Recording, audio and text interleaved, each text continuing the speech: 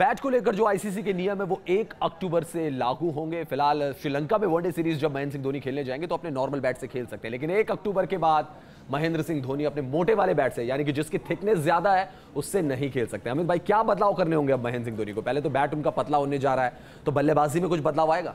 नहीं आएगा, क्योंकि बैट बदलते रहते हैं। क्योंकि जब क्रिकेट स्टार्ट करते हो तब भी आपका डिफरेंट वेट होता है जी, लेकिन फिर आप एडजस्ट हो जाते हैं तो ये भी टाइम लग जाएगा। मतलब इसमें ज़्यादा टाइम नहीं लगेगा, क्योंकि इतना ज़्यादा वो नहीं लग रहा कि आपको कम करना पड़ रहा है, थोड़ा सा कम करना पड़ा है। पर जो श्रीलंका सीरीज होगी उसके अंदर मेरे को लगता है धोनी 4-5 बल्ले ऐसे इसी रेंज के बनवाएंगे और अपने साथ कैरी करेंगे और नेट पे फील करेंगे। अगर उनको लगता है वो कंफर्टेबल हैं भी, तो शायद श्रीलंका सीरीज में भी उस बैट से खेल सकते हैं। नहीं है तो पुराने बैटों से खेलेंगे, फिर टाइम का वेट करेंगे। 1 अक्टूबर का जब नया रूल लागू होगा तब तक शायद एडजस्ट कर लेंगे अपने आप को। जी हाँ, लेकिन मेरे को लगता है कि शायद महेंद्र सिंह धोनी ने तैयारी भी इसकी शुरू कर दी होगी, क्योंकि आपके जहन में एक बात तो जरूर आती होगी कि आपका बैट मोटा है, आप उसमें शॉट्स कर सकते हैं, तो शॉट सिलेक्शन एक सबसे बड़ी चीज हो जाएगी। क्योंकि अब आपका बैट पतला हो रहा है, उसका जो स्वीट स्पॉट है वो कम होने जा रहा है, तो शॉट आपको देखना पड़ेगा कि जैसा पहले आप मारते थे वैसा शायद ना मारे। नहीं लगेंगे शॉट वैसे, पर यह है कि कई बार होता है कि जैसे आपकी एज भी बढ़ती है तो थोड़ा हल्के बल्ले भी जरूरत पड़ जाती है। तो शायद धोनी के बाद वो हल्के बल्ले भी, कभी हमने देखा है कि जब वो 70-80 रन पे खेलते हैं तो वो बैट चेंज करते हैं।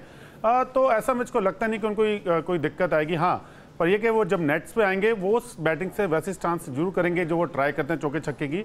और शायद लगता है कि श्रीलंका सीरीज में एक आध मैच में वो बल्ला जरूर नया ट्राई करेंगे। जी हाँ, चलिए बात महेंद्र सिंह धोनी की है, क्योंकि उनके बैट की थिकनेस यानी कि जो मोटाई है वो कह रहे हैं कि थोड़ा ज्यादा है, इसलिए आईसीसी के जो नए नियम आ रहे हैं उससे उनको अपने बैट की थिकनेस को थोड़ा कम करना पड़ेगा।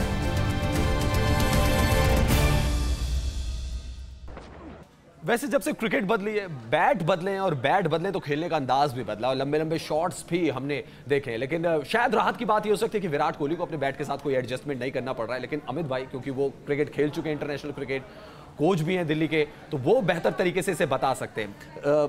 अमित भाई, जो थिकनेस बढ़ती है बैट की, उससे बैट्समैन को क्या फायदा होता है? और धोनी का बैट हमने देखा, क्रिस गेल, कायरन पोलार्ड जो कि बड़े हिटर हैं, उनके बैट ज्यादा मोटे हैं, जो क्लासिकल शॉट खेलते हैं, जो कि ग्राउंडेड शॉट्स अच्छे खेल सकते हैं। विराट कोहली, उनके बैट में इतनी थिकनेस नहीं है। रविश, एक चीज क्रिकेट में चेंज हुई है, जब हम पीछे जाएंगे ना, तो जब प्लेयर नया बैट लेके आते हैं ना, उसको नॉकिंग से खोलते थे। पर अब आज की डेट में ऐसी टेक्नोलॉजी आ गई कि आपको ऐसे प्रेस करके देते हैं बैट कि आप पहली बॉल से मैच में खेल सकते हैं, आपको नॉकिंग की जरूरत नहीं। नॉकिंग की जरूरत ही नहीं। तो कई चीजें चेंजेस हुई हैं। पर जैसे क्रिकेट बढ़ी है, आप जैसे धोनी की बात करो, उनको मोटा बैट इसलिए चाहिए, जब वो बैटिंग जिस नंबर पे आते थे वहाँ पर हमेशा बॉलर आपको यॉर्कर या आपको ऐसी जगह बॉल फेंकते जिसके अंदर आपको थोड़ी पावर भी चाहिए, बैट का भी फ्लो अच्छा चाहिए। तो शायद इसलिए थोड़ा वो मोटा बैट रखते थे कि हाँ उनका कनेक्ट अच्छा हो।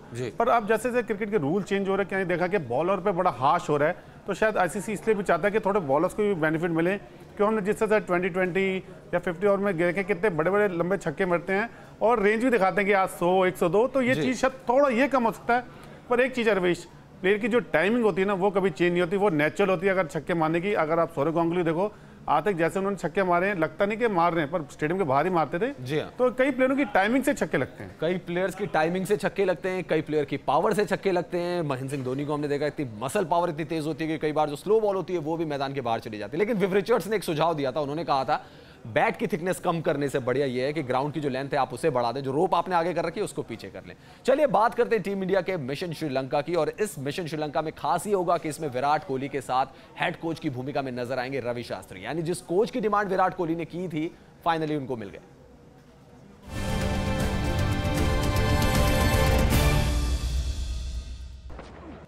अमित भाई, ये लगता है कि एक लव स्टोरी टाइप की है, जिसमें ब्रेकअप है, जिसमें पैचअप है। कई बार ऐसा होता है घर वाले नहीं मान रहे, यानी बीसीसीआई नहीं मान रही, लेकिन फाइनली साथ आए हैं विराट कोहली और रवि शास्त्री, और अब आपके पास कोई एक्सक्यूज नहीं होगा। अब आपने जो कुछ मांगा था वो सब आपको दे दिया गया है, और देनी पूरे 2 साल दिए आपको, वर्ल्ड कप तक अपनी तैयारी करने का मौका दिया। और सबसे अच्छी चीज़ एक रवि शास्त्री की मुझे लगी, जो ने भरत अरुण के लिए बोली कि इस इंसान ने 15 साल कोचिंग में काम किया, आप उसका रिकॉर्ड देखिए। हमारे यहाँ का जो कल्चर है हिंदुस्तान का, ये है कि अगर आप 100 टेस्ट खेले तो आपको अच्छा मानते हैं, जो कम खेला है तो उसकी कोई वैल्यू नहीं। लेकिन ये कोई क्राइटेरिया नहीं है, कोई अच्छा खिलाड़ी हो जरूरी नहीं अच्छा कोच भी होगा। तो मैं आपसे वही कह रहा हूँ कि अगर आप ऑस्ट्रेलिया, इंग्लैंड में जाएं, कभी हमने वहाँ इतना बड़ा नाम वाला कोच नहीं देखा, वहाँ ऐसा कोच देखा जो टीम के साथ काम करना चाहता है। तो शायद विराट कोहली की जो टीम है वो काम ज्यादा करती है, ना कि उनका रिकॉर्ड स्पीक करता है। ये जो रिकॉर्ड की बात करते हैं वो कोचिंग का रिकॉर्ड है, उसको ज्यादा मैटर करना चाहिए। जी हाँ, उसको ज्यादा मैटर करना चाहिए। जैसे ऑस्ट्रेलिया की बात कर रहे थे, जॉन ब्यूकैनन या बॉब वुलमर हो या और भी बहुत सारे कोच हो, उनका बेशक क्रिकेट करियर इतना बड़ा ना रहा हो, लेकिन कोचिंग में उन्होंने बहुत सारे कारनामे किए।